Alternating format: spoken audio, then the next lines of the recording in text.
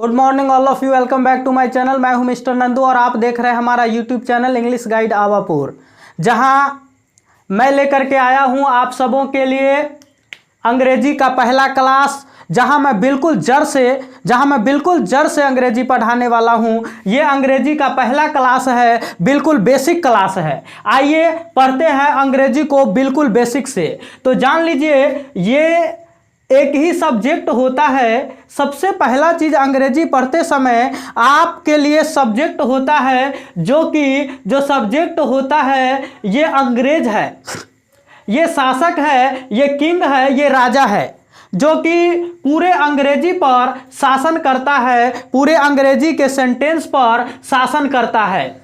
तो सब्जेक्ट जो होता है वो नेचर से, इसका नेचर होता है, इस राजा का नेचर होता है कि ये सिंगुलर भी होता है और प्लूरल भी होता है। तो राजा सिंगुलर भी हो सकता है, राजा प्लूरल भी हो सकता है, ये नेचर से।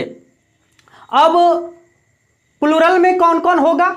तो प्लूरल के अंतर्गत प्लूरल सब्जेक्ट में कौन कौन होगा? तो प्लूरल सब्जेक्ट में होगा आयुर्वेद। यहाँ हमने आप लोगों को इजी वे में याद रखने के लिए यहाँ पर मैं आयुर्वेद ट्रिक लाया हूँ।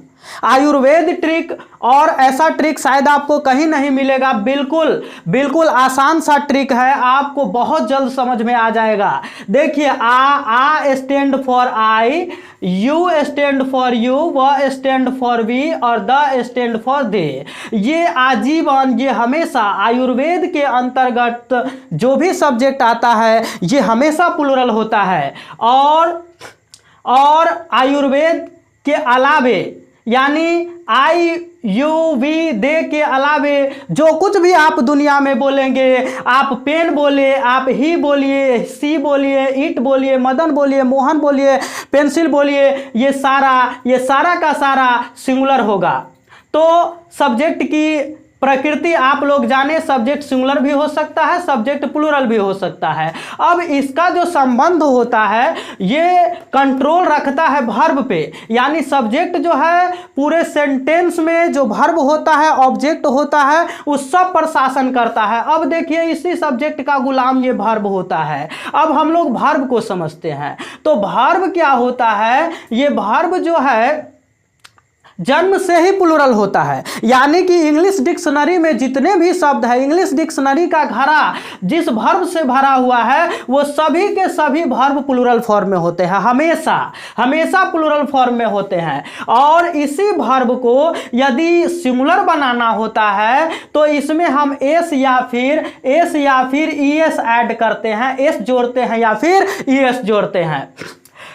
एज फॉर एग्जाम्पल मैं जोड़ दिया हूं यहां गो में ईएस, इट में एस, लाफ में एस, ये सारा का सारा वर्ब सिंगुलर बन गया है। तो हम इसमें जब एस या ईएस जोड़े हैं, एस या ईएस वर्ब में जोड़े हैं, तब ये बना है सिंगुलर। इट मीन्स कि वर्ब में जब हम एस या ईएस जोड़ते हैं तब वो सिंगुलर वर्ब बन जाता है। आइए यहां पर देखते हैं सेंटेंस का हमेशा स्ट्रक्चर, इंग्लिश के सेंटेंस का स्ट्रक्चर हमेशा होता है सब्जेक्ट वर्ब अदर वर्ड या ऑब्जेक्ट।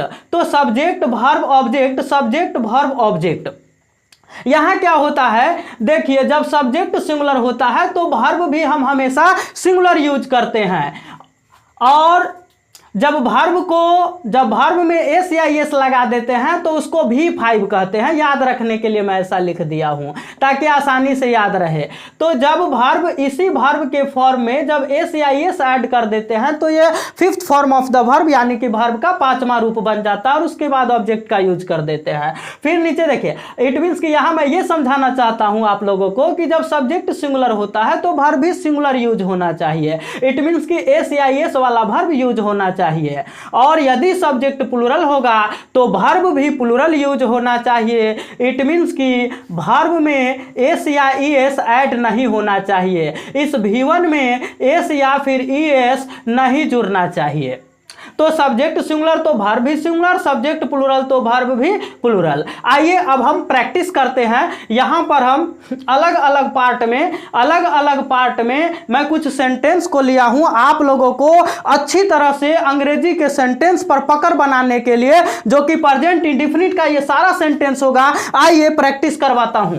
तो फर्स्ट सेंटेंस है मैं जाता हूं तुम जाते हो, मैं जाता हूं तुम जाते हो। आइए जल्दी जल्दी बनाते हैं इन सारे सेंटेंस को। मैं जाता हूं तुम जाते हो, क्या हो जाएगा? I go you go, I go you go, I go you go, I go you go. It means कि सब्जेक्ट यहाँ पे सब्जेक्ट प्लूरल है तो वर्ब भी हमने प्लूरल लिया है। देखिए यहाँ पर आयुर्वेद में जो भी सब्जेक्ट शामिल होगा वो प्लूरल होगा। आयुर्वेद में आप देख रहे हैं आई शामिल है तो प्लूरल सब्जेक्ट के साथ वर्ब भी प्लूरल लगना चाहिए। इट मीन्स कि वर्ब में एस नहीं लगना चाहिए। गौर से देखिए यहाँ हमने गो लिखा है, एस नहीं लगाया है।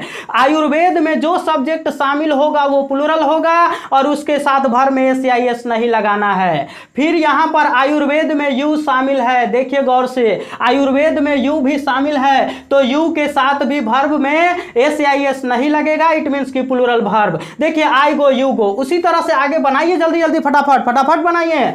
क्या हो जाएगा? I play you play, I play you play, I play you play. मैं खेलता हूं तुम खेलते हो। नेक्स्ट सेंटेंस जल्दी जल्दी बनाइए। फिर उसी प्रकार से I read you read, I read you read, I read you read. तो यहां आपने देखा subject verb subject verb subject verb subject verb. Subject यहाँ पे आई आयुर्वेद में शामिल है, यू भी आयुर्वेद में शामिल है, इसलिए सबके साथ लगा सब्जेक्ट और V1। आइए दूसरा पार्ट में देखते हैं। दूसरे पार्ट में भी मैं कुछ सेंटेंस लिया हूं इसी तरह का। वह जानता है वह जानती है, वह जानता है वह जानती है। तो यहां पर सब्जेक्ट सिंगुलर वर्ब भी सिंगुलर। ये सब्जेक्ट वर्ब एग्रीमेंट का रूल है कि जब सब्जेक्ट सिंगुलर होगा तो वर्ब भी सिंगुलर और सब्जेक्ट प्लूरल तो वर्ब भी प्लूरल। अब देखिए वह जानता है वह जानती है। बनाइए बनाइए फटाफट, हजारों प्रैक्टिस करवाऊंगा, जल्दी जल्दी बनाइए। तो क्या हो जाएगा? ही नोज ही नोज और यहां क्या हो जाएगा? She knows, he knows she knows, he knows she knows. आइए यहां पर देखिए ही आयुर्वेद में शामिल नहीं है। गौर से देखिए आयुर्वेद में कहीं आपको ही नजर आ रहा है? नहीं नजर आ रहा है। इसका मतलब है कि ही जो है ही सिंगुलर सब्जेक्ट है और इसके साथ सिंगुलर वर्ब लगेगा। सिंगुलर वर्ब कहने का मतलब वर्ब में एस, डिक्शनरी के वर्ब में एस। आइए हम एस जोड़ दिए तो क्या हो गया? He knows she knows, he knows she knows. सी भी आयुर्वेद में शामिल नहीं है, ही भी आयुर्वेद में शामिल नहीं है, इसलिए वर्ब में एस लगेगा। आइए नेक्स्ट सेंटेंस बनाइए धराधार। क्या हो जाएगा? ही रीड्स वह पढ़ता है वह पढ़ती है, he reads she reads, he reads she reads. वह पढ़ता है वह पढ़ती है। आइए नेक्स्ट सेंटेंस बनाता हूं। वह लिखता है वह लिखती है, वह लिखता है वह लिखती है। तो हो जाएगा he writes she writes, he writes she rights.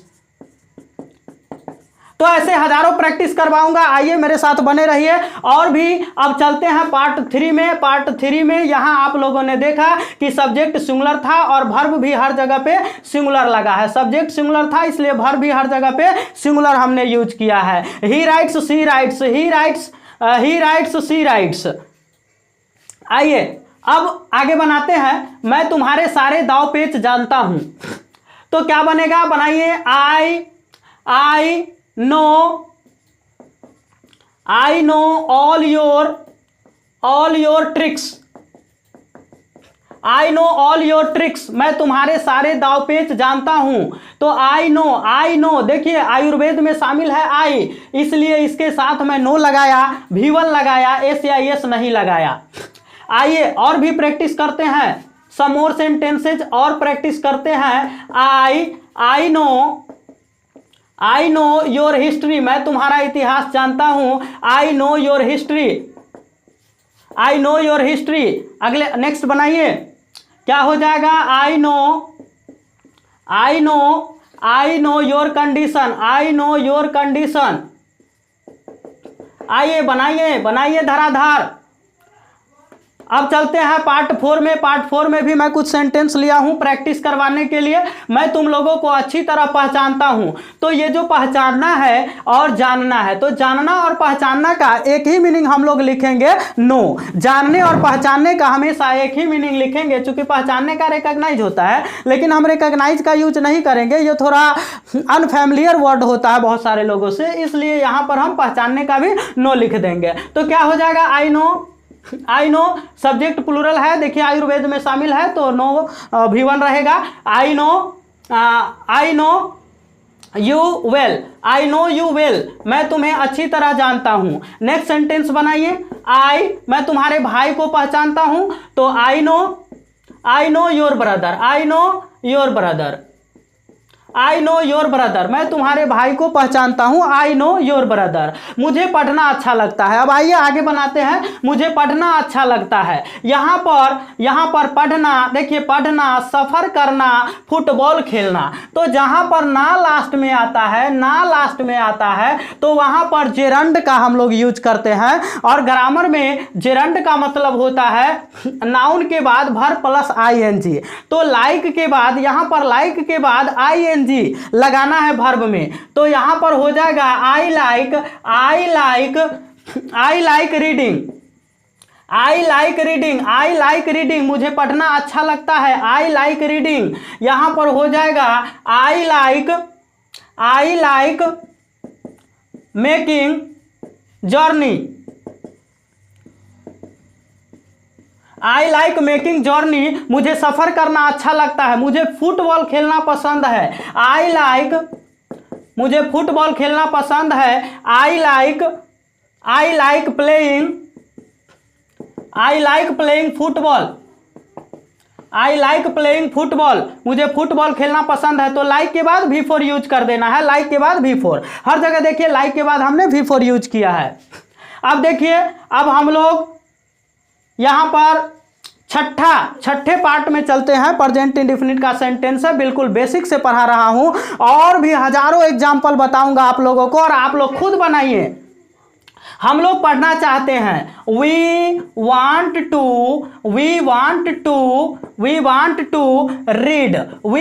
To read, हम लोग पढ़ना चाहते हैं। देखिए जब सेंटेंस में दो वर्ब हो तो दोनों वर्ब को टू के द्वारा एक दूसरे से अलग करेंगे, और टू के बाद हमेशा V1 का यूज करते हैं, इसलिए हमने यहाँ रीड लिखा है। और वी आयुर्वेद में, यहाँ देखिए गौर से, वी आयुर्वेद में शामिल है इसलिए प्लूरल है, और हमेशा इसके साथ प्लूरल वर्ब यानी कि S या ES का यूज नहीं करेंगे। और हमने कहा जब दो वर्ब हो तो वांट भी वर्ब, रीड भी वर्ब, वांट भी वर्ब, रीड भी वर्ब, तो इस वांट और रीड के बीच में हमने टू लगाया है, टू के द्वारा दोनों वर्ब को एक दूसरे से अलग कर दिया है।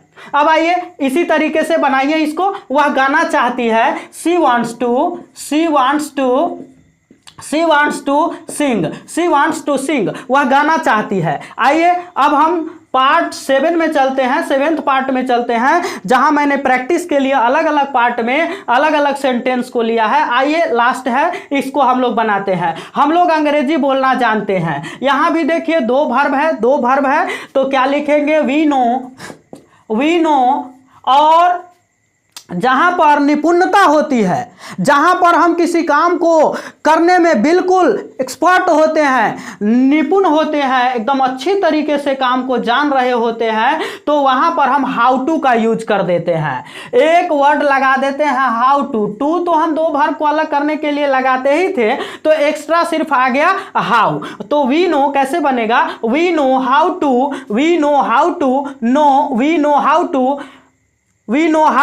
Speak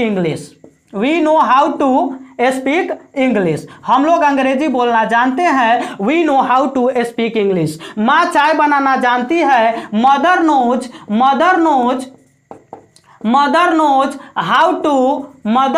how to prepare